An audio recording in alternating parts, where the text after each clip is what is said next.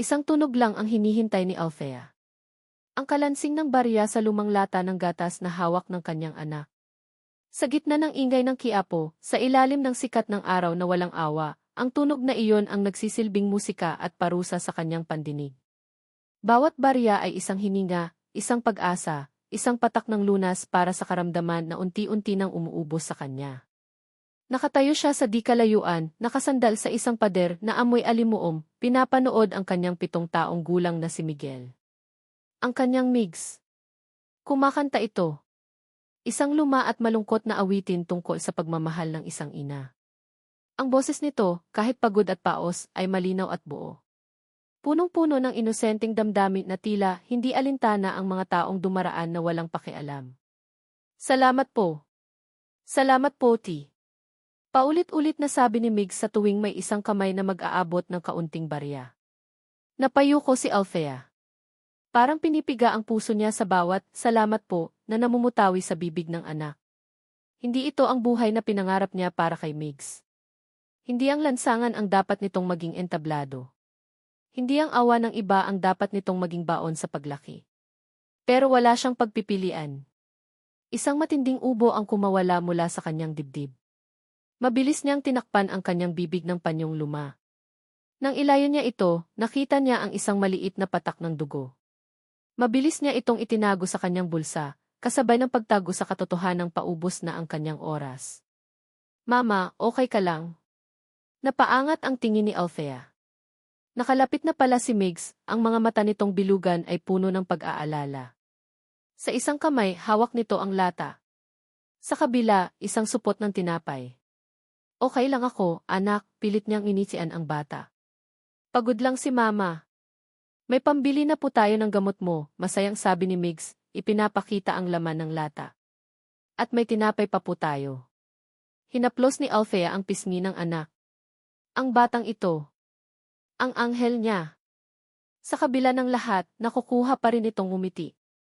Nakukuha pa rin itong magbigay pag-asa sa kanya. Salamat, anak. Halika, umuwi na tayo. Ang kanilang tirahan ay isang maliit na kwarto sa isang siksikang eskinita. Amoy lupa at pawis. Ang tanging yaman nila ay ang mga litrato sa pader at ang pagmamahal sa isa't isa. Habang kumakain sila ng tinapay, biglang napahawak si Althea sa kanyang dibdib. Isang matinding kirot ang kanyang naramdaman na sinundan ng hirap sa paghinga. Nanlabo ang kanyang paningin. Mama! Mama, narinig niyang sigaw ni Migs. Iyon na ang huling hudyat. Hindi na niya kayang magtiis.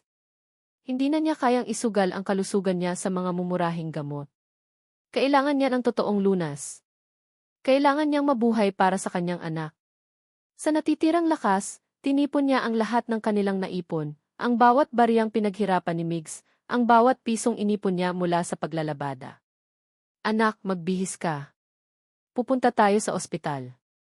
Ang St. Jude Medical Center sa Bonifacio Global City ay parang isang palasyo mula sa ibang mundo. Makintab ang sahig, malamig ang hangin at tahimik. Malayong malayo sa maingay at magulong mundo na kanilang ginagalawan. Hawak kamay silang pumasok ni Migs, ang kanilang mga luma at gastadong damit ay tila isang malaking kasalanan sa gitna ng karangyaan ng lugar. Lahat ng mata ay napako sa kanila. Mga matang mapanghusga. Hinarang sila ng isang security guard sa information desk. Malaki ang katawan nito at walang emosyon ang mukha. Yes, ma'am, tanong nito, tinitignan sila mula ulo hanggang paa. Kailangan ko pong magpatingin sa doktor, sabi ni Althea, nanginginig ang boses. Emergency po. Sumimangot ang guard. May appointment po ba kayo? O kaya, may health card? O wala po. Pero may dala po akong pera. Pambayad po, sabi ni Althea, nanginginig na inilabas ang supot ng pera. Tinignan lang ng guard ang supot na puno ng barya at lukot-lukot na pera. Isang malamig na ngisi ang gumuhit sa labi nito. Pasensya na, ma'am, pero kailangan niyo munang mag-down payment sa cashier. Minimum of 50,000 pesos po. Ganoon po ang patakaran dito. 50,000. Gumuho ang mundo ni Althea. Ang perang hawak niya ay wala pa sa 5,000. Pero kailangan ko lang po talagang magpatingin. Nahihirapan po akong huminga pag mamakaawa niya. Ang kanyang pride, ang kanyang huling natitirang dangal, ay unti-unti nang nadudurog. Patakaran po, ma'am. Kung wala po kayong pambayad, pwede po kayong subukan sa public hospital, sabi ng guard, itinataboy na sila gamit ang tingin. Mama ni. Naramdaman ni Althea ang paghigpit ng hawak ni Migs sa kanyang kamay. Nakita niya ang takot sa mga mata ng anak. Wala na siyang magawa. Talunan siya. Sa harap ng kanyang anak, ipinakita ng mundo kung gaano sila kahirap at kaawa-awa. Dahan-dahan siyang tumalikod, hila-hila ang kanyang anak, pasan-pasan ang bigat ng kahihiyan at kabiguan. Paglabas nila ng pinto, huminto ang isang makintab na itim na sasakyan sa kanilang tapat. Bumukas ang pinto sa likod. Isang pares ng mamahaling sapatos na gawa sa katad ang unang lumabas, tumapak sa semento. Sumunod ang isang lalaking matangkad, nakasuot ng isang perpektong plansadong business suit. Nag-angat ng tingin si Althea. At sa isang iglap, huminto ang pag-inog ng kanyang mundo. Ang hangin ay tila naubos sa kanyang baga, mas masahol pa sa atake ng kanyang sakit. Ang mukhang iyon. Ang mga matang iyon. 8 taon na ang lumipas, pero sariwa pa rin ang bawat detalye sa kanyang isipan. Ang lalaking nangako sa kanya ng habang buhay. Ang lalaking bumasag sa kanyang puso at iniwan siyang mag-isa. Marco. Marco Del Tierro. Nagkatinginan sila. Nakita niya ang gulat sa mga mata ni Marco, ang pagkalito, at ang isang emosyong hindi niya mabasa. Para sa kanya, ang tanging naramdaman niya ay ang pagbalik ng lahat ng sakit, ng lahat ng galit na pilit niyang ibinaon sa loob ng 8 taon. Siya pala ang may-ari ng mundong ito. Ang mundong walang lugar para sa mga tulad nila. Sa isang kisap mata, bumalik ang lakas ni Althea, isang lakas na nagmula sa galit at nasirang pagkatao. Hinigpitan niya ang hawak kay Migs, itinago ito sa kanyang likuran na para bang pinoprotektahan mula sa isang halimaw. Tumalikod siya, handa nang maglakad palayo. Althea T. Narinig niyang tawag ni Marco. Huminto siya, ngunit hindi lumingon. Sa nanginginig na boses, ngunit puno ng diin na kasing tigas ng bato, sinabi niya ang mga salitang matagal nang gustong isigaw ng kanyang puso. Hindi ka namin kailangan. Nagsimula siyang maglakad, bawat hakbang ay parang 1 milya ang layo. Ngunit bago pa man siya makalayo, naramdaman niya ang pagbigat ng kamay ni Migs na hawak niya. Mama ni. Narinig niya ang mahinang ungol ng anak. Lumingon siya, at ang nakita niya ay nagpatigil sa tibok ng kanyang puso. Ang mga mata ni Migs ay pumipikit. Ang katawan nito ay nanghihina. At bago pa man niya ito masalo ng maayos, bumagsak ang kanyang anak sa kanyang mga bisig, walang malay. Parang isang bombang sumabog sa harap ni Marco ang pagbagsak ng bata. Sa isang iglap, nawala ang sifi ng Del Tierro Holdings. Ang natira ay isang lalaking natataranta, na ang tanging nakikita ay ang babaeng minsan niyang minahal na sumisigaw sa takot, yakap-yakap ang isang batang walang malay. Tulong! Tulungan niyo kami, sigaw ni Althea. Ang boses ay basag at desperado. Hindi na nag-isip si Marco. Tumakbo siya. Anong nangyari? Sigaw niya sa security guard na kanina lang ay nagtaboy sa kanila. Tumawag ka ng mga nurse. Nauna. Ang boses niya ay puno ng otoridad na hindi matatanggihan. Natigilan ng guard, pagkatapos ay mabilis na kinuha ang kanyang radyo. Binuhat ni Marco ang bata mula sa mga bisig ni Althea. Magaan. Masyadong magaan para sa isang 7 taong gulang. Dalhin niyo siya sa EEC, sigaw niya sa mga nurse na mabilis na lumapit dala ang isang stretcher. Sinubukan ni Althea na sumunod, ngunit ang kanyang mga tuhod ay tila naging halaya. Napasandal siya sa pader, nanginginig. Binalikan siya ni Marco. Althea T. Huwag mo akong hawakan, sabi niya, umiiwas sa kamay ni Marco. Ang galit sa kanyang mga mata ay nag-aalab pa rin, ngunit ngayon ay may kasama ng matinding takot. Kailangan ng anak mo ng tulong. Kailangan niya ako, mariing sabi ni Marco.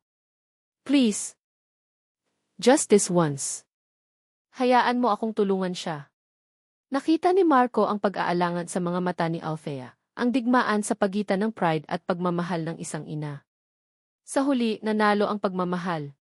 Tumango siya ng bahagya, isang pagsuko na mas masakit pa sa anumang sampal. Sumunod sila sa itinulak ng mga doktor at nurse ang stretcher papasok sa isang kwarto. Hinarang sila sa pinto. Hanggang dito na lang po muna, Sir, Ma'am. Naiwan silang dalawa sa hallway na puti at malamig.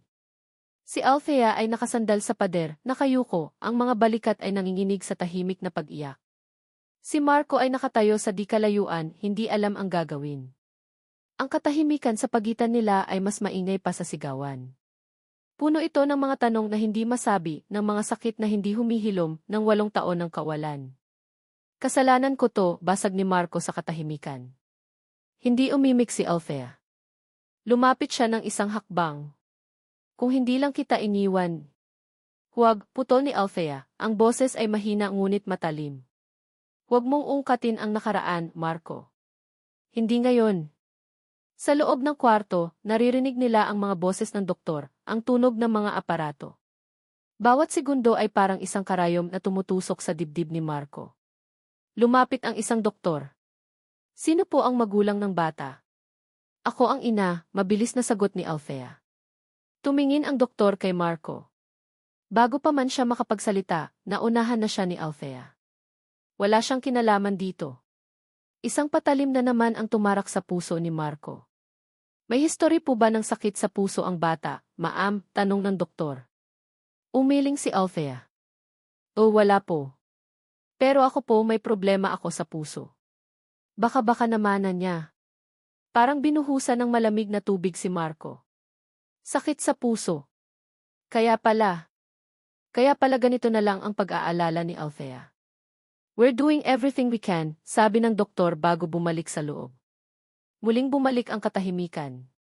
Hindi na kaya ni Marco. Kailangan niyang gawin ang isang bagay na alam niya. Ang tanging bagay na maibibigay niya ngayon. Althea, sabi niya, ang boses ay mas malumanay na ngayon. Huwag kang mag-alala sa bayarin. Ako na ang bahala sa lahat. Napaangat ng tingin si Althea. Ang kalungkutan sa kanyang mga mata ay napalitan ng galit. Bayad? Yan na naman ba tayo, Marco? Pera? Hindi sa ganun eh. Lahat ba nadadaan sa pera para sa'yo? Tumayo siya, hinarap si Marco. Ang 8 taon na pinalaki ko siyang mag-isa, mababayaran mo ba? Ang bawat gabing hindi ako makatulog dahil sa pag-aalala, mababayaran mo ba? Ang bawat pagtitipid at pagtitiis namin, mababayaran mo ba? Magkano? Desperadong tanong ni Marco. Magkano ang kailangan para mapatawad mo ako, Althea? Isang mapait na tawa ang kumawala sa mga labi ni Althea. Isang tawa na puno ng sakit. Walang katumbas na pera ang 8 taon ng paghihirap. Walang presyo ang buhay na ninakaw mo sa amin. Tumalikod si Althea, iniwan si Marco na nakatayo doon, talunan at durog. Napaupo siya sa isang upuan, ang mga kamay ay nanginginig. Sa unang pagkakataon sa loob ng maraming taon, naramdaman ni Marco Del Tiero na wala siyang kapangyarihan. Ilang sandali pa, isang pamilyar na boses ang tumawag sa kanya. Darling. Napalingon si Marco. Nakatayo doon si Isabella Montreal, ang kanyang perpektong fiancé. Nakasuot ito ng isang eleganteng puting bestida, ang buhok ay perpektong nakaayos, ang mukha ay naglalarawan ng kaunting pag-aalala. Biglang nataranta si Marco. Ang nakaraan at ang kasalukuyan ay nagbanggaan sa malamig na hallway na ito. Isabella, anong ginagawa mo dito? Tanong niya, sinusubukang maging kalmado. May meeting ako dito. Nakita kita. Anong nangyari? You look stressed, sabi ni Isabella, ang mga mata ay lumibot sa paligid, huminto ng isang segundo kay Althea na nakayuko pa rin. Sino ang pasyente, darling? Is everything okay? Ang utak ni Marco ay mabilis na nag-isip. Hindi niya pwedeng sabihin ang totoo. Hindi pa ngayon. Aanak ng driver ko pagsisinungaling niya. Isang kasinungalingan na kahit sa sarili niyang pandinig ay tunog peke. Biglang isinugod dito. I'm just helping them out. Oh. Kawawa naman, sabi ni Isabella, ang tono ay may simpatya pero ang mga mata ay nanatiling mapanuri. Lumapit ito at hinawakan ang braso ni Marco. You have a big heart, darling. But don't stress yourself too much. We have dinner to catch with Papa later, remember? Yeah. I remember, sabi ni Marco, ang isip ay lumilipad. Okay, I'll see you later then, paalam ni Isabella, binigyan siya ng isang mabilis na halik sa pisngi bago maglakad palayo. Ngunit bago ito tuluyang umalis, muli itong lumingon, ang tingin ay muling napako kay Althea. Naiwan si Marco na mas lalong kinakabahan. Lumapit siya sa salamin ng pinto ng AV at sinilip ang nasa loob. Nakita niya ang bata na nakahiga sa kama, napapaligiran ng mga aparato. Pinagmasdan niya ang mukha nito. Ang hugis ng ilong. Ang kilay. Mayroong isang bagay na pamilyar. Isang bagay na parang nakikita niya sa salamin tuwing umaga. 8 taon. Sabi ni Althea, 8 taon. Ang bata ay mukhang 7 taong gulang. Ang mga numero ay nagsimulang maglaro sa kanyang isipan. Ang takot at pag-asa ay naguunahan sa kanyang dibdib. Isang tanong ang nabuo sa kanyang isip. Isang tanong na nagpatigil sa kanyang paghinga. Anak ko ba siya? Kinuha niya ang kanyang cellphone at mabilis na tinawagan ang kanyang private assistant. David, may ipapahanap ako sa'yo. Discreetly. Isang bata na si. Humina ang boses niya, tinitiyak na hindi siya maririnig ni Althea. Isang bata na kasama ng isang babae. Kakadating lang nila dito sa Jude. Emergency case. Anong pangalan, sir? Tanong ng boses sa kabilang linya. Ang babae, Althea. Hindi ko alam ang apelyido niya ngayon. Alamin mo lahat ng detalye. The boy's full name, the mother's full name. Lahat. I need it 10 minutes ago, David. And keep this off the record. Copy, sir. On it, T. Ibinaba niya ang tawag. Napasandal siya sa pader at ipinikit ang mga mata. Ang malamig na pader ay kabaligtaran ng nag-aapoy na kaba sa kanyang dibdib. Pinilit niyang pakalmahin ang sarili, ngunit ang imahe ng batang iyon, ang maputlang mukha, ang biglaang pagbagsak, ay paulit-ulit na naglalaro sa kanyang isipan. Napatingin siya ulit kay Althea. Nakaupo pa rin ito, nakayuko, parang isang estatwa ng kalungkutan. 8 taon. Ang sakit na idinulot niya ay hindi basta-bastang sugat na naghihilom. Isa itong lason na kumalat sa loob ng 8 taon, at ngayon, nakikita niya ang epekto nito sa babaeng buo pa rin sa kanyang puso. Lumabas muli ang doktor, ang mukha ay mas kalmado na ngayon. Del Tiero, pagkilala nito sa kanya. Agad na napatayo si Marco, kasunod si Althea. How is he, Doth? Stable na po ang bata for now. Nahirapan siyang huminga, but we were able to manage it pero kailangan nating gawin ang isang series of tests para malaman ang cause. We need to admit him to the pediatric for close monitoring.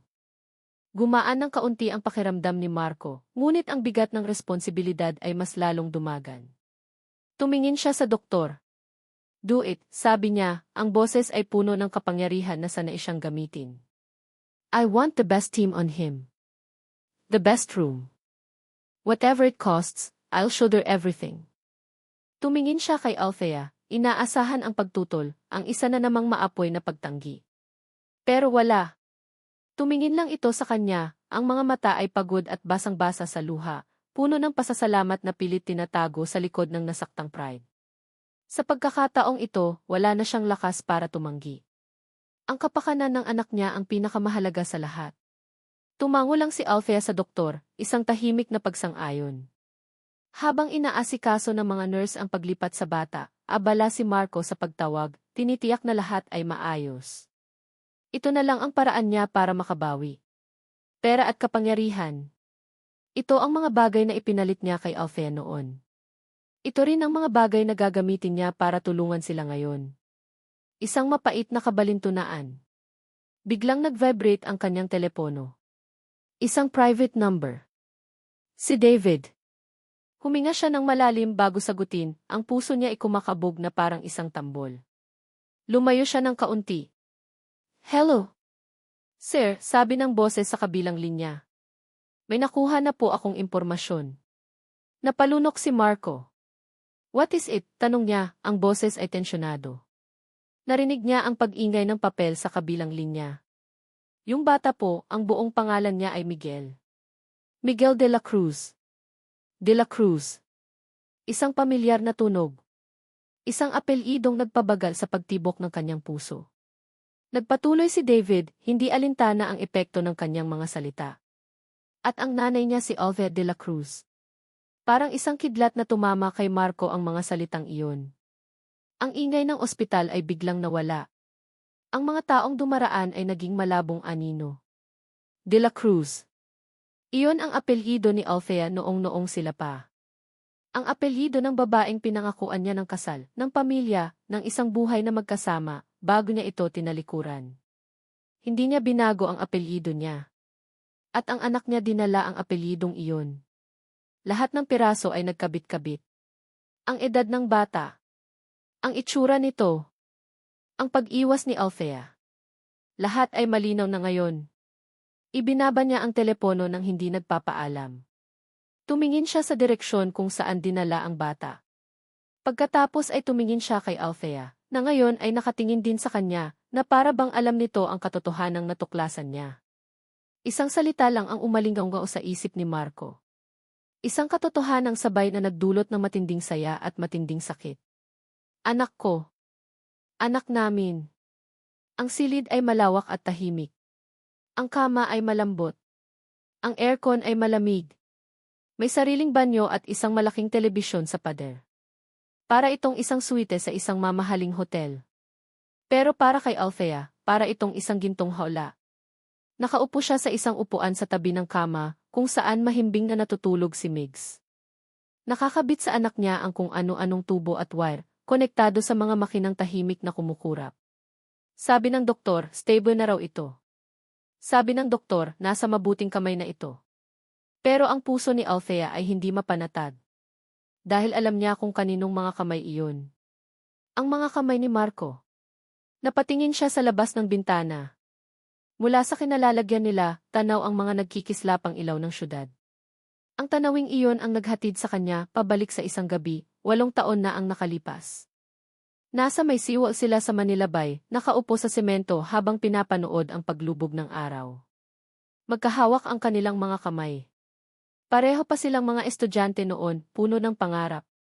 Pagka-graduate ko, magtatayo ako ng sarili kong kumpanya, sabi ni Marco, ang mga mata ay nagniningning. Pero hindi ko kailangan ng palasyo, Dea. Kahit isang maliit na bahay kubo lang, basta't kasama kita, yun na ang pinakamasayang buhay para sa akin. Talaga lang, ha, natatawang sabi ni Althea. Baka pag yumaman ka na, makalimutan mo na ako. Hinigpitan ni Marco ang hawak sa kanyang kamay. Hinding-hindi mangyayari yun. Pangako. Pangako. Isang salitang nabasag at naiwan sa nakaraan. Napapikit si Althea. Ang Marco na nangako sa kanya ng bahay kubo ay siya ring Marco na naglagay sa kanya sa isang ihi room na nagkakahalaga ng libo-libo kada gabi. Ang Marco na nangakong hindi siya iiwan ay ang Marco na nagpahirap sa kanya ng 8 taon. Yumuko siya at hinaplos ang buhok ni Migs. Ang kanyang anak. Ang tanging kayamanan niya. Ang tanging dahilan kung bakit siya lumalaban. Pero ngayon, kahit ang paglaban ay parang wala ng saysay. Napilitan siyang tanggapin ang tulong ng taong pinakaayaw niyang pagkautangan ng loob. Patawarin mo si Mama, anak, bulong niya, ang luha ay nagsimula na namang mamuo sa kanyang mga mata. Hindi ko na kayang mag-isa. Isang mahinang katok sa pinto ang pumutol sa kanyang pag-iisip. Bumukas ito at pumasok si Marco, may dalang isang tray ng pagkain. Hindi ka pa kumakain, sabi nito, ang boses ay malumanay. Nagpadala ako ng sopas. Mainit pa. Hindi kumibo si Althea. Tinitigan lang niya ang tray. Inilapag ito ni Marco sa maliit na lamesa. Kailangan mong kumain, Althea. Kailangan mong magpalakas para sa kanya. Itinuro nito ang natutulog na si Migs. Ang pagmamalasakit sa boses ni Marco ay parang isang insulto. Hindi ko kailangan yan, malamig niyang sabi. Althea, please tea. Hindi ako pulubi, Marco, biglang tumayo si Althea. Ang boses niya ay naging matinis dahil sa pinaghalong galit at kahihiyan. Kaya kong buhayin ang anak ko. Alam ko, sagot ni Marco, hindi na tinag sa pagsigaw niya. Ang mga mata nito ay puno ng sakit, isang sakit na tila sumasalamin sa sarili niyang nararamdaman. Alam kong kaya mo. Ginawa mo yan sa loob ng 8 taon ng mag-isa. Pero hindi mo na kailangang gawin to ng mag-isa ngayon. At bakit? Dahil bumalik ka na? Dahil mayaman ka na at kaya mo nang bilhin lahat. Isang mapait na ngiti ang sumilay sa kanyang labi. Huli na ang lahat, Marco. Huling-huli na. Humakbang si Marco palapit, ang tingin ay nakapako hindi sa kanya, kundi sa natutulog na bata sa kama. Ang boses niya ay halos isang bulong nang magsalita siyang muli, ngunit ang bawat salita ay tumagos sa puso ni Althea na parang isang punyal.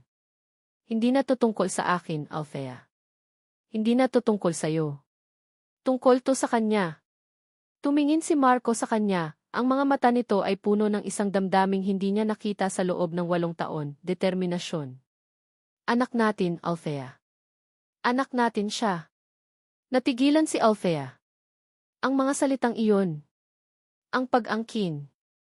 Ito ang kinatatakutan niya. Ang katotohanang pilit niyang itinago ay nasabi na ng malakas. Ang sikreto niya ay hindi na kanya lamang. Umiling siya, ang mga luha ay muling bumabagsak. Wala kang karapatan, mahina niyang sabi. Nawala sa iyo ang karapatang iyan noong iniwan mo kami. Hindi sumagot si Marco. Sa halip, malungkot lang itong tumingin sa kanya, pagkatapos ay sa tray ng pagkain. Kumain ka na, sabi nito. Kailangan mo ng lakas. Babalik ako. Tumalikod na ito at lumabas ng silid, isinara ang pinto ng marahan. Naiwan si Althea na nanginginig, na paupo pabalik sa upuan. Ang galit niya ay unti-unting napalitan ng pagkalito at takot. Anong gagawin niya ngayon? Paano niya lalabanan ang isang taong kayang ibigay ang lahat ng hindi niya kayang ibigay sa sarili niyang anak? Napatingin siya sa pagkain. Mainit pa ang sopas. Kumalam ang kanyang sikmura, isang paalala na hindi pa siya kumakain mula kaninang umaga. Sa kabila ng lahat, kinuha niya ang kutsara. Para kay Migs. Kailangan niyang magpalakas para sa anak niya. Ilang oras ang lumipas. Isang katok na naman sa pinto ang kanyang narinig. Inaasahan niyang si Marco na naman iyon o isang nurse. Ngunit nang bumukas ang pinto, isang pamilyar na mukha ang kanyang nakita. Lorna, napatayo si Althea. Si Lorna, ang kanyang kapitbahay at kaisa-isang kaibigan, ay mabilis na lumapit at niyakap siya ng mahigpit. Dea, kumusta ka na? Nabalitaan ko ang nangyari. Diyos ko, kamusta na si Migs? Okay na siya, natutulog, sabi ni Althea. Gumaan ng kaunti ang pakiramdam dahil sa presensya ng kaibigan. Paano mo nalaman na nandito kami? Nagtanong-tanong ako. Grabe ang pag-aalala ko sa'yo, sabi ni Lorna, umupo sa tabi niya. Tumingin ito sa paligid ng maluhong silid. Ang yaman naman pala ng ama ni Migs. Napabuntong hininga si Althea. Mahabang kwento, Nay. Ikinuwento niya ang lahat, ang pagtatagpo nila ni Marco, ang tulong na ibinibigay nito, ang takot na nararamdaman niya. Kahit anong galit mo, Dea, kailangan niyo ang tulong niya ngayon, payo ni Lorna. Isipin mo na lang si Migs. Alam ni Althea na tama si Lorna. Pero mahirap tanggapin. Biglang naalala ni Lorna ang isang bagay. May kinuha ito sa kanyang bag, isang lumang cellphone. Nga pala, ito ang cellphone mo. Naiwan mo sa bahay sa pagmamadali mo. Salamat, sabi ni Althea. At Betty. Nag-aalangan si Lorna. May masama akong balita. Kinabahan si Althea. Ano iyon? Huminga ng malalim si Lorna bago magsalita. Tumawag sa akin si Aling Nena, ang may-ari ng karinderya na pinapasukan mo. Bakit daw? Nag-iwas ng tingin si Lorna. Tinanggal ka na raw sa trabaho. Parang isang suntok sa sikmura ang narinig ni Althea. Ano? Bakit daw? May tumawag daw kasi sa kanya, sabi ni Lorna, ang boses ay nag-aalala. Isang babae daw. At siniraan ka. Sinabing masama kang tao na may ginagawa kang hindi maganda. Ipinagbantaan pa raw si Aling Nena na ipapasara ang karinderya niya kung hindi kanya tatanggalin. Natulala si Althea. Ang kanyang maliit at simpleng mundo ay bigla na lang ginugulo. Sino? Sino ang gagawa sa kanya yon?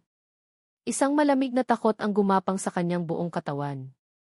Wala siyang kaaway. Ang tanging nagbago sa buhay niya ay ang pagbabalik ni Marco. At sa pagbabalik ni Marco may kasama itong isang bagong mundo. Isang mundong may mga taong kayang manira ng buhay ng iba sa isang tawag lang.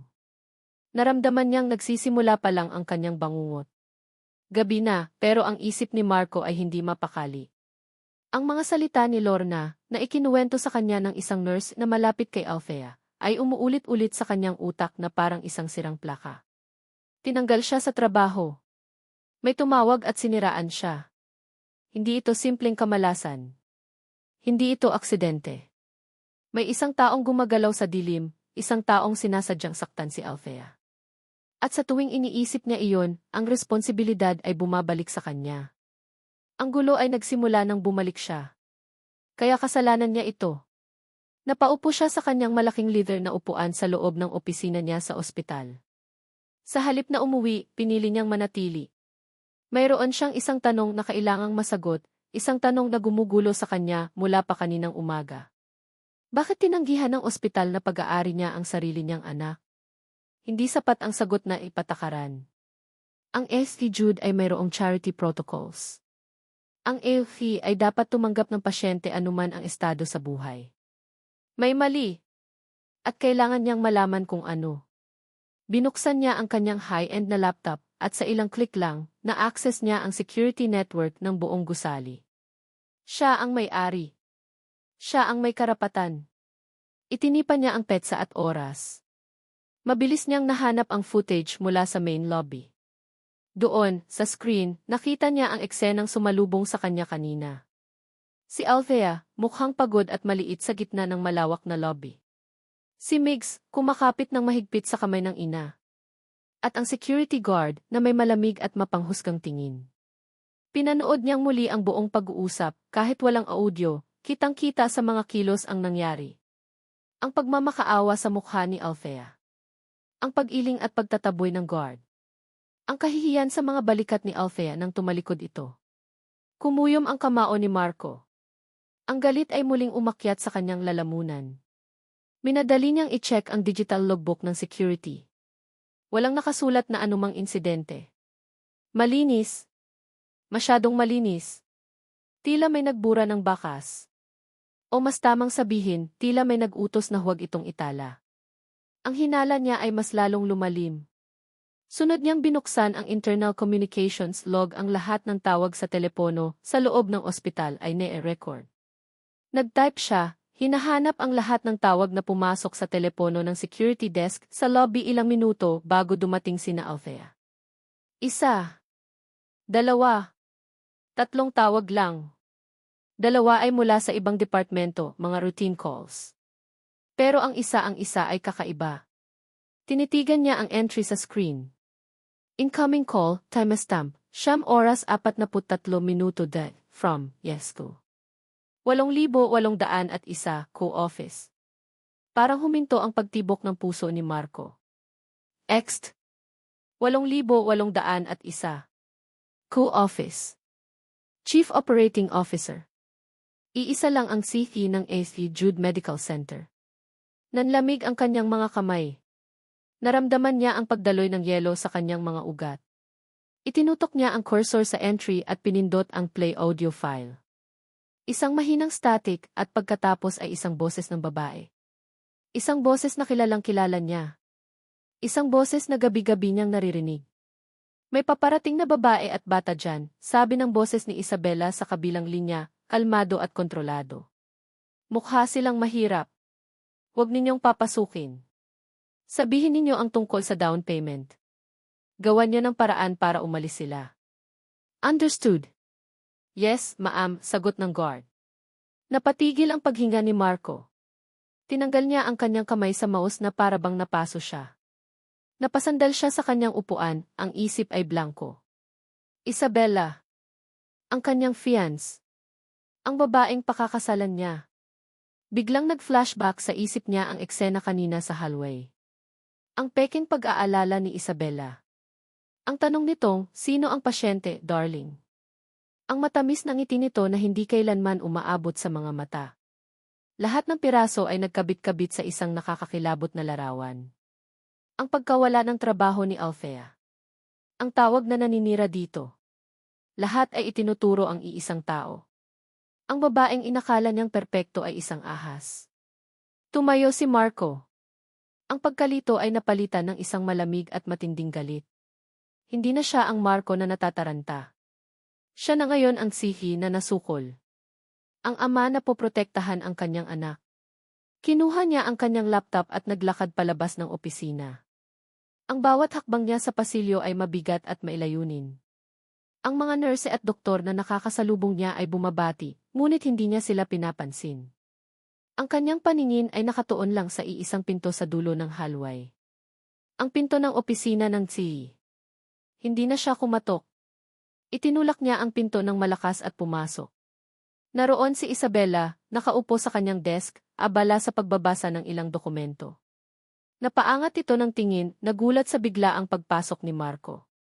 "Darling, you scared me," sabi nito, sinusubukang bawiin ang kanyang composure at ngumiti. "I thought you went home already." Hindi sumagot si Marco. Naglakad siya papalapit sa desk nito at inilapag ang laptop ng may malakas na kalabo. Binuksan niya ito, ang screen ay nagpapakita ng communication log. Tumingin si Isabela sa laptop at pagkatapos ay kay Marco. Ang ngiti sa kanyang labi ay unti-unting nawala. "Anong ibig sabihin nito?" tanong ni Marco, ang boses niya ay kalmado ngunit may pahiwatig ng panganib. "Malamig. At walang emosyon." "Hindi ko alam ang sinasabi mo," sagot ni Isabela, nagmamaang-maangan. "Huwag mo akong gawing tanga, Isabela," mariing sabi ni Marco. "I heard the recording. I heard your voice." Tinitigan ni Isabela ang screen, pagkatapos ay tumingin pabalik kay Marco. Ang pagkukunwari ay nawala na sa kanyang mukha. Napalitan ito ng isang bagay na mas totoo, isang bagay na mas malamig. "So, nalaman mo na pala," sabi nito, ang boses ay walang bahid ng pagsisisi. Hindi makapaniwala si Marco sa narinig. Inaasahan niyang itatanggi niya ito, magsisinungaling, iiyak. Ngunit heto siya, inaamin ang lahat ng walang kagatul-gatol. "Bakit?" tanong ni Marco, ang galit niya ay nagsisimula ng kumawala. "Bakit mo ginawa iyon? Isang bata, Isabela. Isang inosenteng bata ang ipinagkait mo ng tulong." Tumayo si Isabela mula sa kanyang upuan. Humarap ito sa kanya, hindi nagpapakita ng anumang takot. "Ginawa ko yon dahil kailangan," matigas niyang sabi. "Kailangan? Para saan? Para protektahan ang perfect nating mundo? Para hindi madungisan ang pangalan ng pamilya Del Tiero? Hindi lang yon, Marco. Para protektahan ka. Protektahan ako. Mula sa sarili kong anak." Isang mapait na tawa ang kumawala sa mga labi ni Isabela.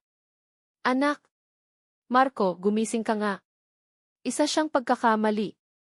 Isang pagkakamali mula sa nakaraan na dapat ay matagal mo nang kinalimutan. Ang babaeng yon at ang batang yon, sila ang sisira sa lahat ng pinaghirapan natin. Napatitig si Marco kay Isabela, na para bang ayon lang niya ito nakita. Ang babaeng nasa harap niya ay hindi ang eleganteng fiance na kilala niya. Isa itong estranghero.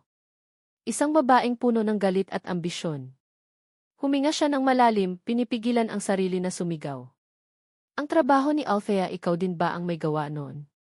Itinaas ni Isabela ang kanyang baba, isang tahimik na pag-amin. Napailing si Marco sa sobrang sama ng loob. "Hindi ako makapaniwala." "Dapat lang na maniwala ka," sabi ni Isabela, lumapit sa kanya. Sinubukan nitong hawakan ang kanyang braso, ngunit mabilis niya itong iniwas. "Ginawa ko lang kung ano ang dapat, Marco. Pinoprotektahan kita. At pinoprotektahan ko ang kung anong meron tayo." Ang mga salitang iyon ay parang lason sa pandinig ni Marco. "Walang tayo, Isabela. Hindi ngayon. Hindi na kailanman." Ang mukha ni Isabela ay biglang nagbago.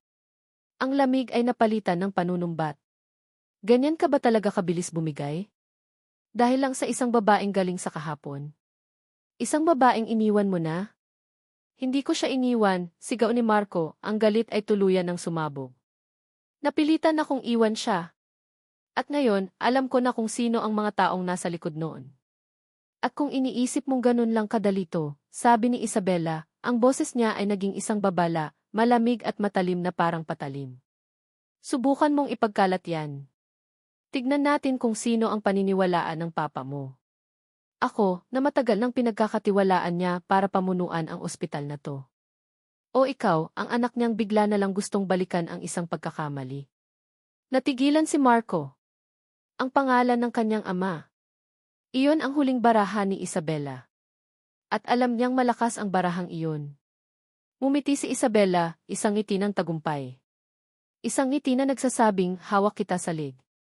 Bumalik ka na sa katinuan mo, Marco, sabi nito, inaayos ang kanyang damit na para bang walang nangyari. Kalimutan mo na sila. Ituloy natin ang plano. Ituloy natin ang kasal. Ito ang tama. Ito ang nararapat. Tinitigan ni Marco si Isabela, ang babaeng akala niya ay kanyang mapapangasawa. Ngayon, ang nakikita niya lang ay isang halimaw na nakasuot ng damit ng isang anghel. Ang galit sa kanyang puso ay nahaluan ng determinasyon. Hindi. Hindi niya hahayaan na manalo ito. Tumalikod si Marco at naglakad palabas ng pinto, iniwan si Isabela sa kanyang malamig na opisina. Ang laban ay nagsisimula pa lang. At sa pagkakataong ito, hindi na siya ang Marco na tumatakbo. Siya na ngayon ang Marco na lalaban. Para kay Althea. At para sa anak niya. Ang balita ng pagkatanggal niya sa trabaho ay parang isang malaking bato na ipinatong sa dibdib ni Althea. Dinadaganan ang lahat ng natitira niyang pag-asa. Sino naman ang gagawa sa'yo niyan, Thea? Nag-aalalang tanong ni Lorna, hawak ang kanyang kamay. Wala ka namang kaaway. Napailing si Althea, ang isip ay blanko. Hindi ko alam, Nay. Hindi ko alam. Pagkatapos umalis ni Lorna, naiwan si Althea sa katahimikan ng maluhong silid. Ang bawat sulok nito ay tila nangungutya sa kanya, isang paalala ng kanyang pagkabigo. Isang paalala na nakakulong siya sa isang sitwasyon na hindi niya kontrolado. Kinabukasan, pinayagan na ng doktor si Migs na lumabas ng EHI, ngunit kailangan pa rin itong manatili sa ospital para sa mga susunod na pagsusuri. Gumaan ang loob ni Althea, ngunit panandalian lang iyon. Pagbalik niya sa kanilang inuupahang kwarto para kumuha ng ilang damit, isang panibagong dagok ang sumalubong sa kanya. Ang landlady, si Aling Pacing, na dati mabait sa kanya, ay hinarang siya sa may pintuan. Ang mukha nito ay kasing tigas ng semento. Althea, mabutit nandito ka, sabi nito, hindi man lang makatingin ng diretso sa kanya. Bakit po, Aling Pacing? May problema po ba? Kailangan niyo nang umalis bukas, diretsong sabi ng matanda. Natigilan si Althea. Pipo. Pero bayad naman po ako hanggang sa susunod na linggo. Hindi na mahalaga yon. Ibabalik ko na lang ang bayad mo, sabi nito, umiiwas pa rin ang tingin. May upa na. Mas malaki ang ibabayad. Alam ni Althea na hindi iyon totoo. Nakita niya ang hiya at takot sa mga mata ni Aling Pacing. Sino po? Sino po ang nag-utos sa inyo? Sabihin niyo po sa akin ang totoo. Umiling lang ang matanda. Pasensya na, Althea. Kailangan ko ring protektahan ang sarili ko. Isinara nito ang pinto, iniwan si Althea na nakatayo sa labas, tulala at hindi makapaniwala. Ang bubong na nagsilbing kanlungan nila sa loob ng maraming taon ay bigla na lang nawala. Habang naglalakad siya pabalik sa sakayan, naramdaman niya ang mga tingin ng kanyang mga kapitbahay. Ang mga ngiti at bati na dati niyang natatanggap ay napalitan ng mga bulungan at mapanghusgang mga mata. Yun daw yung nabuntis ng mayaman. Bumalik daw yung ama ng anak niya. Kawawa naman pero parang di na nahiya. Ginagamit pa yata yung bata para makapangpera. Ang bawat salita ay parang isang maliit na patalim na tumutusok sa kanyang likod. Napayuko siya, hinigpitan ang hawak sa kanyang bag at binilisan ang paglakad. Gusto niyang takpan ang kanyang mga tainga. Gusto niyang sumigaw. Gusto niyang maglaho. Ang kanyang komunidad, ang kanyang munting mundo, ay bumabaliktad laban sa kanya. Sino ang may gawa nito? Sino ang may galit sa kanya ng ganito kalaki? Pagbalik niya sa ospital, ang mukha niya ay basang-basa sa luha. Dumiretso siya sa silid ni Migs, na abutan itong naglalaro sa kama. Ngumiti ang anak niya nang makita siya. Isang ngiting pilit niyang sinuklian habang pinupunasan ang kanyang mga pisngi. Maya-maya, pumasok si Marco. Althea, I need to talk to you, sabi nito, ang boses ay seryoso. Nakita nito ang pamumugto ng kanyang mga mata. Anong nangyari? Hindi na niya napigilan. Pinalayas kami sa inuupahan namin. Ang mga kapitbahay kung ano-ano ang sinasabi nila tungkol sa akin. Tinanggal ako sa trabaho. Marco, ano bang nangyayari? Pinagtutulungan ako ng buong mundo. Nakita niya ang galit na dumaan sa mga mata ni Marco. Alam ko. At may hinala na ako kung sino ang may gawa niyan. Sino? Hindi sumagot si Marco. Sa halip, sinabi nito, huwag ka nang mag-alala tungkol sa titirhan ninyo. May inayos na ako. Kinuha nito ang cellphone at ipinakita sa kanya ang mga litrato ng isang maliit, ngunit malinis na apartment sa loob ng isang ligtas na subdivision. Fully furnished na to, malapit sa isang magandang eskwelahan. Malayo sa gulo. Para sa inyo to ni Migs. Ligtas kayo dito. Imbes na gumaan ang pakiramdam ni Althea, lalo lang itong bumigat. Ang apartment. Ang eskwelahan. Ang kaligtasan. Lahat ng bagay na hindi niya maibigay, inihahain ni Marco sa kanya na parang isang bandehado ng pagkain. Isang solusyon. Isang mabilis na ayos sa lahat ng problema. Isang ayos na binili ng pera. Hindi, mahina niyang sabi. Anong hindi, naguguluhang tanong ni Marco. Hindi ko yan kailangan, sabi ni Althea, ang boses ay tumataas. Hindi ko kailangan ng tulong mo. Hindi ko kailangan ng apartment mo. Althea, sinusubukan lang kitang tulungan. Tulungan? O kontrolin, sigaw niya, ang lahat ng kanyang sama ng loob ay sumasabog. Ganito ba yon, Marco? Sisirain mo ang lahat ng meron ako, ang lahat ng pinaghirapan ko, para lang masabi mong ikaw ang tagapagligtas. Para ako magmukhang kawawa at walang silbi, at ikaw ang magiging bayani. Hindi ko kailangan ng limos mo. Tumalikod siya, ayaw niyang makita ang sakit sa mukha ni Marco. Ayaw niyang makita ang katotohanan na sa kabila ng lahat, kailangan niya talaga ang tulong nito. Ang pride na lang niya ang natitira sa kanya, at kahit iyon ay unti-unti nang winawasak. Narinig niya ang pagbuntong hininga ni Marco at ang marahang pagsara ng pinto. Naiwan siyang mag-isa kasama ang natutulog niyang anak. Umupo siya sa dilim, pinapanood ang mahinahong paghinga ni Migs. Doon, sa katahimikan, hinayaan niyang bumagsak ang lahat ng luha na kanyang pinigilan. Napahagulgol siya ng walang tunog, ang katawan ay nanginginig sa bigat ng kawalan ng pag-asa. Pakiramdam niya, nalulunod siya. At walang ibang makakasagip sa kanya. Biglang umilaw ang luma niyang cellphone na nakapatong sa mesa. Nagring ito. Isang numero lang ang nakarehistro. Walang pangalan. Nag-aalangan man, sinagot niya ito. Hello. Katahimikan sa kabilang linya. At pagkatapos, isang boses ng babae ang nagsalita. Isang boses na malamig, kalmado, at walang emosyon. Althea de la Cruz. Kinilabutan si Althea. Sino to? Hindi pinansin ng babae ang kanyang tanong. Sa halip, nagpatuloy ito, ang bawat salita ay tila isang piraso ng yelo. Kung mahal mo ang anak mo, layuan mo si Marco.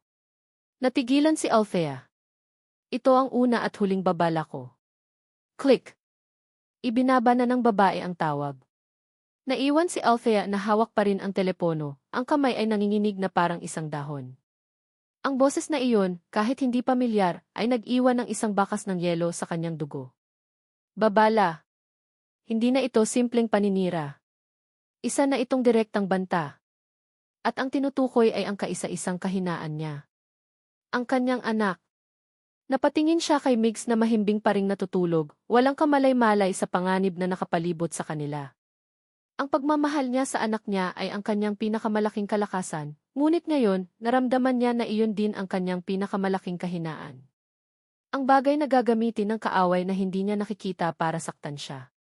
Sino ang babaeng iyon? Ang fiancé ni Marco. Ang babaeng nakita niya sa hallway kanina, ang perpektong babae na tila pag-aari ang mundo. Ang galit ni Althea ay unti-unting napalitan ng takot. Isang takot na dalisay at primal. Hindi ito ang takot sa kahirapan o sa sakit. Ito ang takot ng isang ina para sa kanyang anak. Ang mga taong ito, ang mga taong nasa mundo ni Marco, ay kayang gawin ang lahat. Kaya nilang manira ng trabaho. Kaya nilang magpalayas ng tao mula sa tirahan nito. Kaya nilang magkalat ng kasinungalingan. Anong susunod? Anong kaya pa nilang gawin?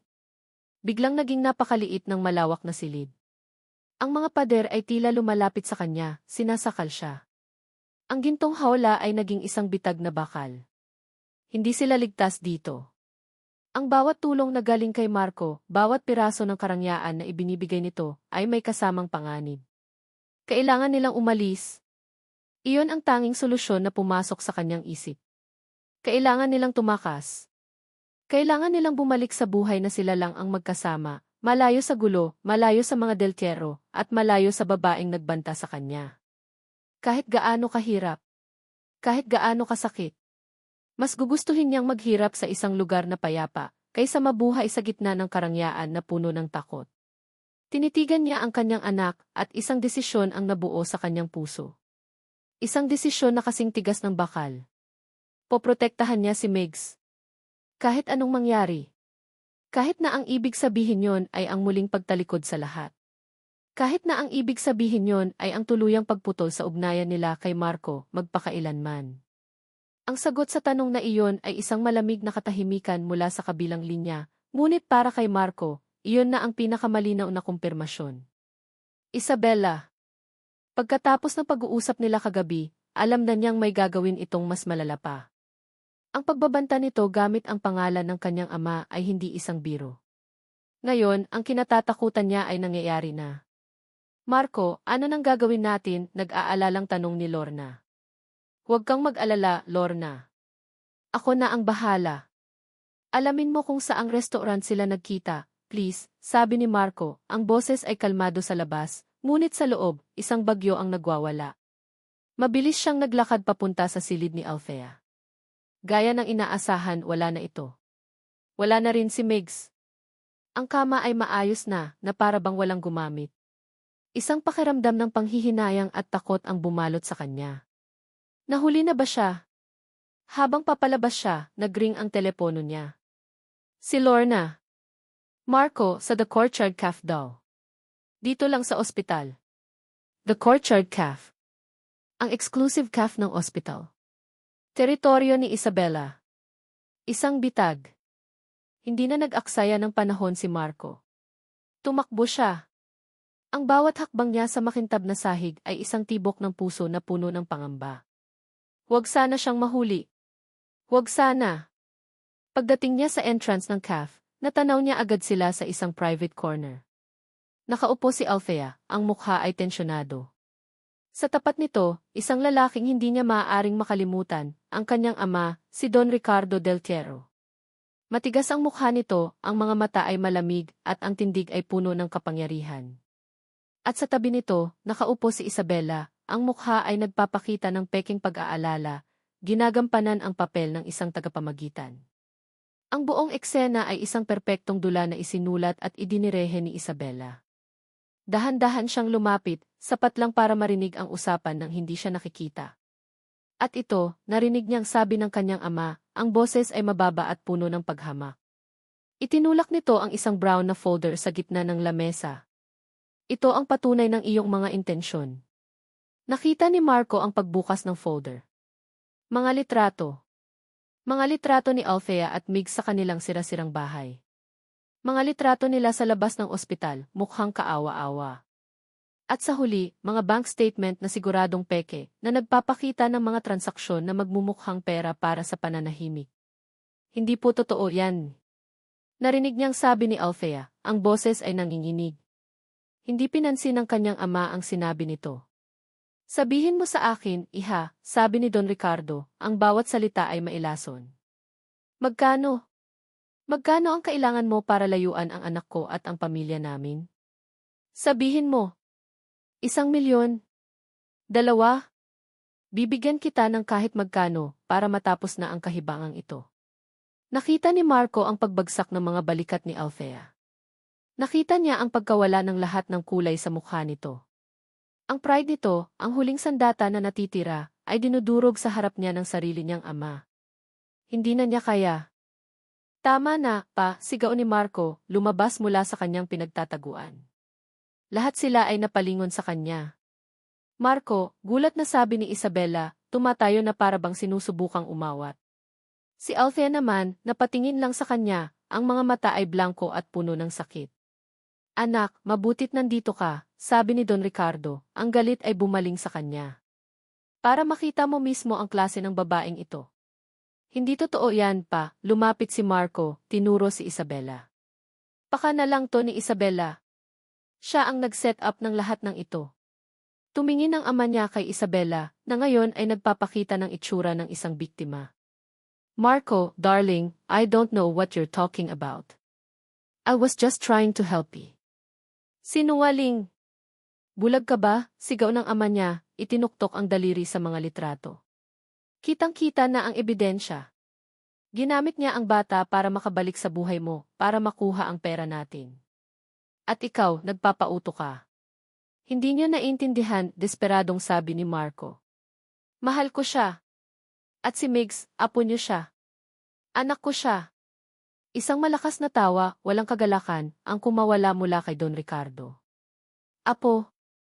Ang pamilyang Del Tiero ay hindi kumikilala ng isang bastardo.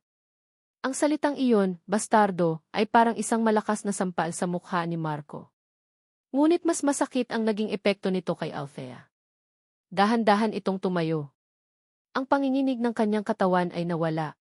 Ang mga luha sa kanyang mga mata ay natuyo. Napalitan ito ng isang nakakakilabot na kawalan. Tumingin ito kay Don Ricardo, pagkatapos ay kay Isabela. At sa huli, tumingin ito sa kanya. Ang mga mata ni Althea ay parang isang basag na salamin. Walang emosyon. Walang galit.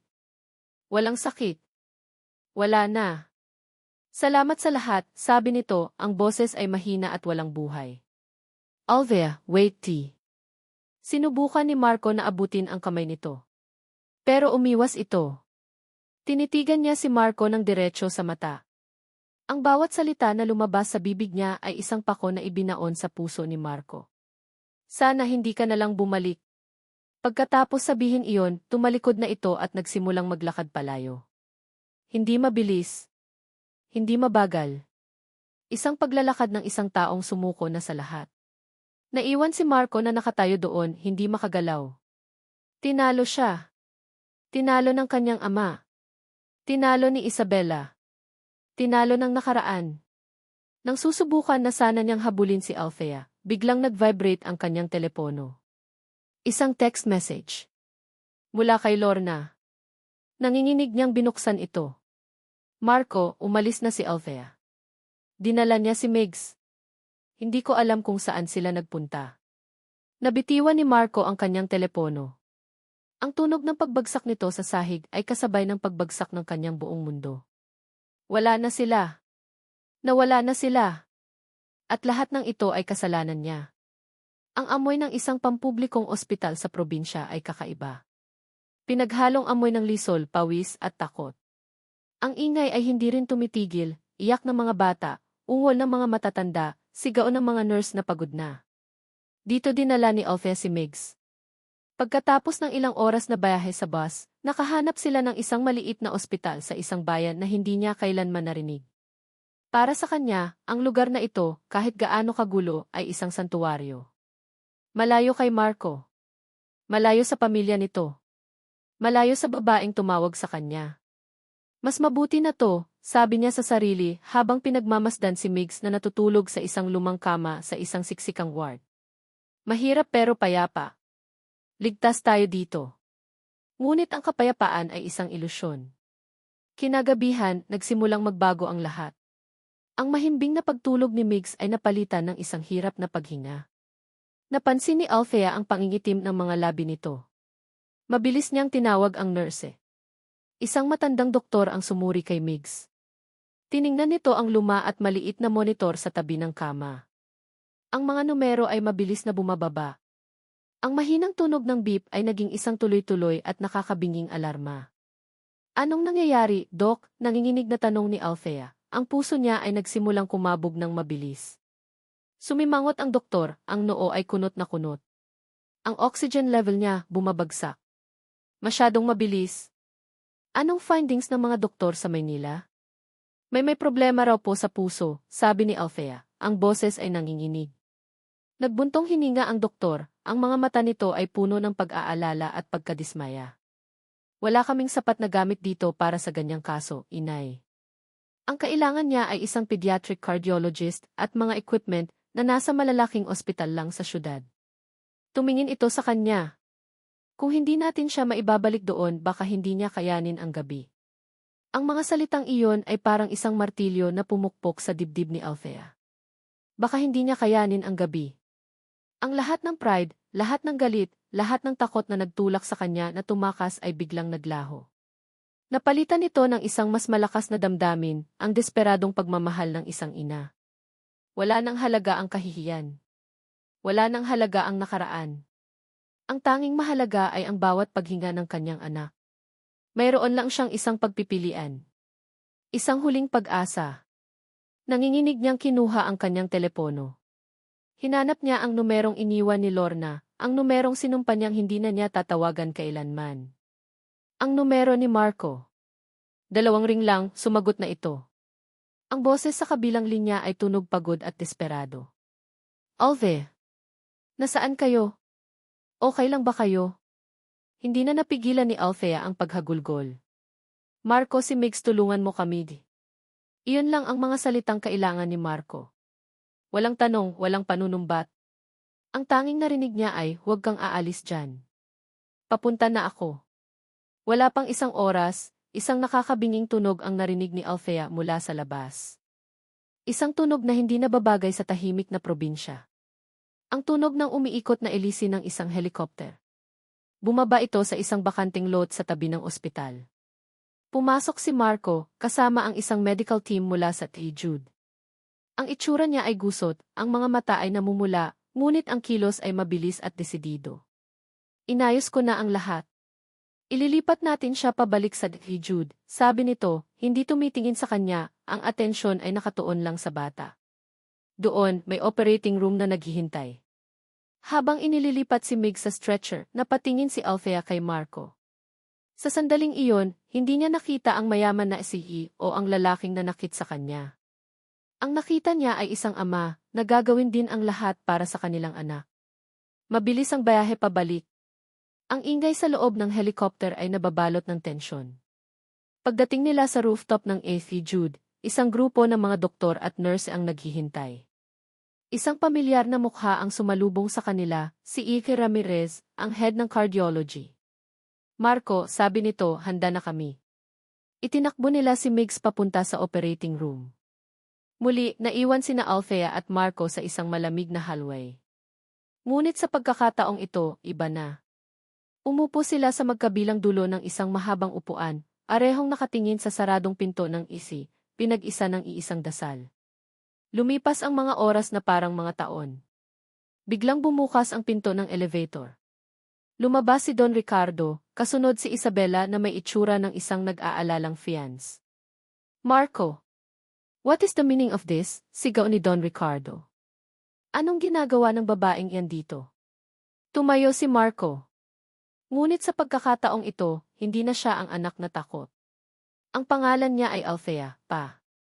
At nandito siya dahil ang apo mo, ang anak ko, ay nasa loob ng operating room. Nag-aagaw buhay, sabi niya, ang boses ay matigas at walang takot. Marco, darling, calm down. Sinubukang umawat ni Isabela. Hinarap siya ni Marco, ang mga mata ay nag-aapoy sa galit. Huwag kang magkunwari na nag-aalala ka, Isabela. Alam ko na ang lahat. Tumingin siya sa kanyang ama. At ikaw, paoras na para malaman mo ang katotohanan. Inilabas ni Marco ang kanyang telepono. Pinindot niya ang play. Ang boses ni Isabela, malamig at malinaw, ay umalinggaw sa tahimik na hallway. May paparating na babae at bata dyan. Huwag ninyong papasukin. Nanlaki ang mga mata ni Don Ricardo. Tumingin siya kay Isabela, na ngayon ay namumutla. At hindi lang yan pa, nagpatuloy si Marco. 8 taon na ang nakalipas, sinabi mo sa akin na kailangan kong iwan si Althea para protektahan siya. Sinabi mo na gagawin mo ang lahat para masigurong hindi siya masasaktan ng mga kalaban natin sa negosyo. Sinunod kita. Iniwan ko siya dahil akala ko, iyon ang tama. Dahil mahal ko siya. Huminga siya ng malalim. Pero hindi ko alam na ang taong inutusan mong magbantay sa akin, ang taong sumigurong hindi na kami magkikita pa ay siya. Itinuro niya si Isabela. Natulala si Don Ricardo. Tumingin siya kay Isabela na parabang ayon lang niya ito nakita. Totoo ba to, Isabela? Hindi makasagot si Isabela. Ang kanyang perpektong maskara ay tuluyan ng nabasag. Umalis ka, sabi ni Marco, ang boses ay puno ng otoridad na hindi matatanggihan. Umalis ka sa ospital na to. At huwag na huwag ka nang magpapakita sa amin. Tumingin si Isabela kay Don Ricardo, naghahanap ng tulong. Ngunit ang nakita lang niya ay isang malamig na galit. Tumingin ito kay Marco, ang mga mata ay puno ng pagkamuhi. Pagkatapos ay tumalikod ito at naglakad papasok sa elevator, talunan. Hinarap ni Marco ang kanyang ama. Si Mix, dinudugtungan niya ang buhay na ipinagkait niyo sa amin. Kung may mangyaring masama sa kanya, pahinding-hindi ko kayo mapapatawad. Napaupo si Don Ricardo, biglang tumanda ng 10 taon. Sakto namang bumukas ang pinto ng operating room. Lumabas si Ike Ramirez, tinanggal ang kanyang mask. Sabay na napatayo sina Althea at Marco. Umiti ang doktor. The operation was a success. He's a fighter. He's going to be okay. Isang malakas na hikbi ang kumawala mula kay Althea. Napaluhod siya, ang lakas ay tuluyang nawala sa kanyang mga tuhod.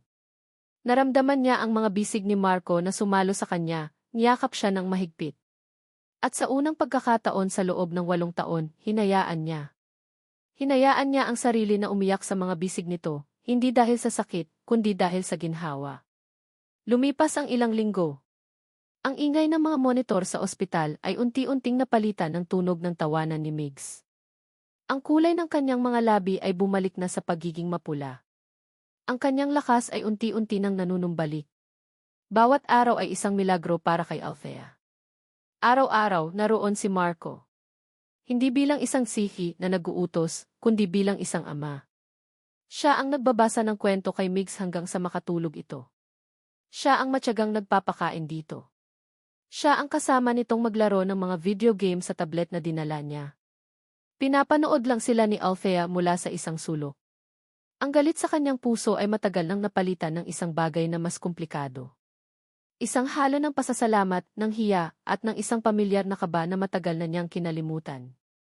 Isang hapon, habang natutulog si Migs, nilapitan siya ni Marco. Pwede ba tayong mag-usap? Tanong nito, ang boses ay mahina. Tumango si Althea.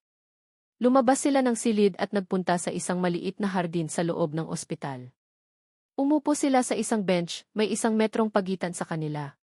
Patawad, simula ni Marco, nakatingin sa malayo.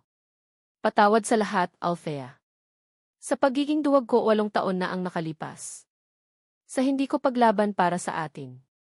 Sa lahat ng sakit na idinulot ko sa iyo at kay Migs. Hindi umimik si Althea. Hinayaan niya lang itong magsalita. Akala ko, ang pag-alis ang pinakamagandang paraan para protektahan ka mula sa magulong mundo ko. Pero nagkamali ako, pagpapatuloy niya. Ang tunay na proteksyon pala ay ang pananatili sa tabi mo. Isang leksyon na natutunan ko sa masakit na paraan. Tumingin ito sa kanya, ang mga mata ay puno ng pagsisisi. Alam kong huli na ang lahat. Alam kong hindi na mabubura ng kahit anong sorry ang 8 taon ng paghihirap mo. Pero gusto ko lang malaman mo, hindi lumipas ang isang araw na hindi kita inisip. Sa wakas, nagsalita si Althea. Ako rin, mahina niyang sabi. Nagalit ako sa'yo. Sinumpa kita. Pero hindi rin lumipas ang isang araw na hindi kita hinanap sa mukha ng anak natin. Isang luha ang pumatak mula sa kanyang mata. Mahirap, Marco. Sobrang hirap. Pero tinuruan ako ni Migs kung paano maging matatag. Tinuruan niya akong magmahal ng walang hinihintay na kapalit. Alam ko, sabi ni Marco. Isa kang kahangahangang ina, Althea. Ang pinakamagaling na inang maiisip ko para sa anak natin. Katahimikan. Isang katahimikan na hindi na nakakailang. Isang katahimikan na puno ng pag-unawa. Paano na ngayon? Tanong ni Althea. Hindi ko na ipipilit ang sarili ko sa inyo, sabi ni Marco. Pero sana hayaan mo akong maging ama kay Migs. Hayaan mo akong bumawi sa kanya. Hayaan mo akong ibigay ang buhay na nararapat para sa kanya. Para sa inyo. Tumingin si Althea kay Marco. Ang lalaking duwag na umalis noon ay wala na. Ang kaharap niya ngayon ay isang lalaking handang harapin ang lahat. Sabi niya, may karapatan kang maging ama niya. Isang maliit na ngiti ang sumilay sa labi ni Marco. Isang ngiting totoo at puno ng pasasalamat. Dumating ang araw na tuluyan nang nakalabas ng ospital si Migs. Sa halip na bumalik sa kanilang lumang buhay, tinanggap ni Althea ang alok ni Marco na tumira sa apartment na inihanda nito. Hindi na bilang isang limos, kundi bilang isang simula. Isang hapon, nagulat si Althea nang may kumatok sa kanilang pinto. Pagbukas niya, nakita niya si Don Ricardo Del Cerro. Ang dating matigas na tindig nito ay napalitan ng kurbadong balikat. Ang malamig na mga mata ay puno ng lungkot. "Pwede ba akong pumasok?" tanong nito. Nag-aalangan man, pinapasok niya ito. Umupo ang matanda sa sofa. "Wala akong ibang sasabihin kundi patawarin mo ako, iha," sabi nito, ang boses ay garalgal. Nabulag ako ng pride at ng takot. Sa kagustuhan kong protektahan ang pangalan ng pamilya, nasaktan ko ang sarili kong pamilya. Tumingin ito sa paligid, hinahanap si Migs. "Ang apo ko, gusto ko lang siyang makita." Sakto namang lumabas si Migs mula sa kanyang kwarto. "Mama, sino po siya?" Lumuhod si Don Ricardo sa harap ng bata, kapantay ng mga mata nito. Inabot nito ang isang laruang kotse. "Ako ang lolo mo, Migs. Pwede mo ba akong tawaging Lolo Ricky?" Nagkatinginan si Migs at Althea. Tumango si Althea sa anak. Kinuha ni Migs ang laruan. "Salamat po, Lolo Ricky." Naluha ang matandang lalaki. Sa sandaling iyon, alam ni Althea na ang pagpapatawad ay nagsimula na. Makalipas ang isang taon. Isang maaraw na hapon sa isang parke. Naghahabulan si Marco at ang isang malusog at masiglang Migs. Ang tawanan nila ay umalinggaw sa buong lugar. Nakaupo si Althea sa isang bench sa ilalim ng puno, pinapanood sila. May hawak siyang isang libro tungkol sa business management. Sa tulong ni Marco, bumalik siya sa pag-aaral, tinutupad ang mga pangarap na matagal niyang isinantabi. Lumapit si Marco at umupo sa tabi niya, pawisan ngunit masaya. "Pagod ka na?" natatawang tanong ni Althea. "Hindi ako mapapagod," sagot ni Marco, ang tingin ay nakapako kay Migs. Hinding-hindi na ako mapapagod na habulin sila." Tumingin ito sa kanya, ang mga mata ay seryoso. "At ikaw?" "Hinding-hindi na rin ako mapapagod na habulin ka, Althea." Kinuha nito ang kanyang kamay. Ang init ng palad nito ay pamilyar at nakakapagpanatag. "Alam kong marami pa tayong kailangang ayusin. Marami pang sugat na kailangang maghilom," sabi ni Marco. "Pero handa akong maghintay. Handa akong patunayan sa iyo araw-araw na nagbago na ako. Nakarapat-dapat na ako sa iyo sa pagmamahal mo." Tinitigan ni Althea ang magkahawak nilang kamay. Ang kanilang mga pangarap ay nawasak noon. Ngunit mula sa mga durog na piraso, unti-unti silang bumubuo ng isang bago, mas matatag, mas totoo, at mas makahulugan. Tumingin siya kay Marco at mumiti. Isang ngiti na totoo, walang halong sakit o takot. "Hindi mo na kailangang maghintay," sabi niya. "Dahil ang pagpapatawad, matagal ko nang ibinigay. Ang kailangan na lang nating gawin ay magsimula ulit." Sa ilalim ng puno, sa gitna ng tawanan ng kanilang anak, nagsimula ulit sila. Hindi para balikan ang nakaraan, kundi para buuin ang isang bagong kinabukasan, magkasama. At dito nagwawakas ang kwento ng nasirang pangako, ng pusong natutong magpatawad, at ng isang pamilyang muling nabuo, ang kwento ni Althea, Marco, at Migs. Mula sa kaibuturan ng aking puso, maraming salamat sa iyo, mahal naming tagapakinig. Salamat sa iyong paglalakbay kasama ang ating mga bida. Salamat sa pagsubaybay sa bawat kabanata, sa bawat pagpatak ng luha ni Althea, sa bawat tibok ng pusong pinaglalaban ni Marco, at sa bawat inosenteng ngiti ni Migs. Habang isinusulat ko ang kwentong ito, kasama ninyo akong nagalit, nasaktan at umasa. Naging isang paglalakbay din ito para sa akin, isang paalala na sa buhay, hindi lahat ay perpekto. May mga pagkakataong tayo ay nagkakamali, nakakasakit at naliligaw ng landas. Ngunit nais kong iparating sa pamamagitan ni Althea at Marco na ang tunay na pag-ibig ay hindi tungkol sa hindi pagkakamali. Ito ay tungkol sa paghahanap ng lakas ng loob na humingi ng tawad at ng mas malaking katapangan para magpatawad.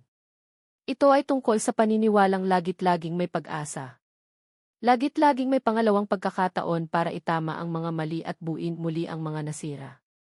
At higit sa lahat, ang pagmamahal ng isang pamilya, lalo na ng isang ina, ang nagsisilbing pinakamatibay na sandata sa anumang hamon ng buhay. Ngayon, nais ko namang marinig ang iyong mga saloobin. Ano ang pinakapaborito mong bahagi ng kwento? Anong aral ang iyong napulot? Huwag po kayong mag-atubiling iwanan ang inyong mga komento sa ibaba. Bawat isa ay aking babasahin at pahalagahan. Hanggang sa ating susunod na kwentuhan.